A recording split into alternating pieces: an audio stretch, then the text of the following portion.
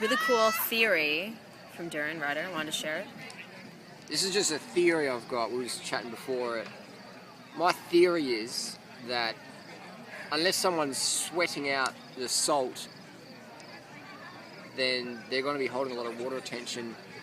And my theory is that when you've sweated out all the last bit of salt gunk, this is again theory, my little observation, not backed by any clinical science like the other stuff I promote, but this is, I believe that if someone's still tasting salt on their lips, or if they lick their sweat or whatever, if they can still taste salt and they're not eating any salt anymore, other than in the fruits and vegetables, or they're not having any salt shakers or seaweed, if they can still taste the salt, they're not eating the salt, then they've still got a lot of water retention to get rid of, a lot of salt retention to get rid of. Right. So the best way to get rid of that is through sustained activity at a moderate level heart rate, a heart rate that's difficult to talk at, you can still talk at, or a heart rate where you don't really want to talk at. It's really hard to talk. So, and it's not about going to Bikram yoga and just sweating out. I'm talking like high heart rate, breathing hard, sweat, outdoor fresh air style.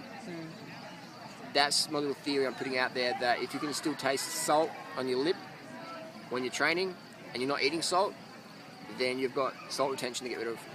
That's my theory.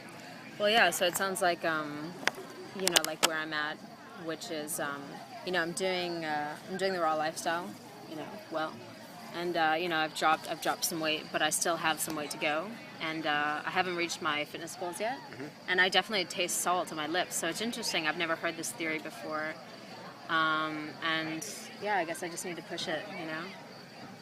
It's easy to stay where you're comfortable, right? But I guess you really need to push it.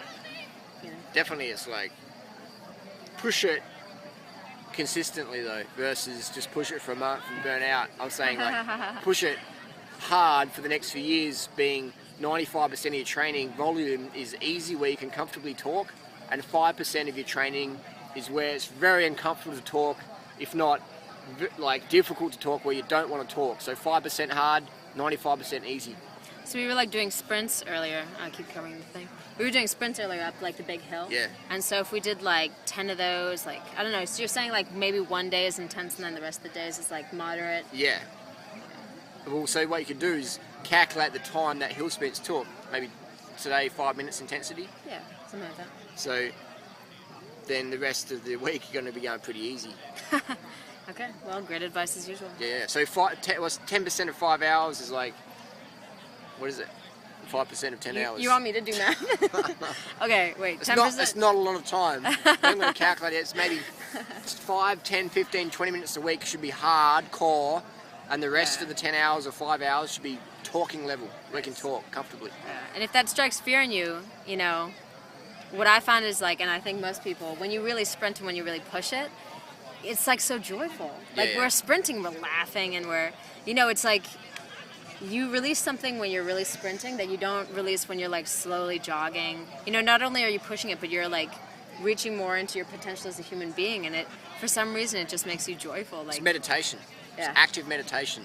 There you go. Sure.